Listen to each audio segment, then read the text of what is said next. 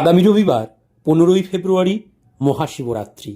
এই দিন জীবনের অন্ধকার ও অজ্ঞতাকে জয় করে আত্ম অনুসন্ধানের রাত্রি। ব্রত ও উপবাসের মাধ্যমে আধ্যাত্মিক উন্নতির একটি পবিত্র রাত্রি। তন্ত্রশাস্ত্র মতে শিব ও শক্তির মিলনের রাত্রি, ভক্তের সাধকের ইচ্ছে পূরণের রাত্রি।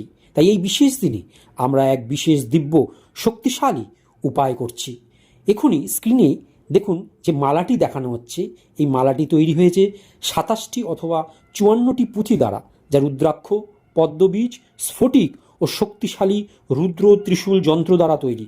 এই মালাটি মহাশিবরাত্রির দিনে বিশেষ মন্ত্র উপায়ের দ্বারা এনার্জাইজ করা হবে।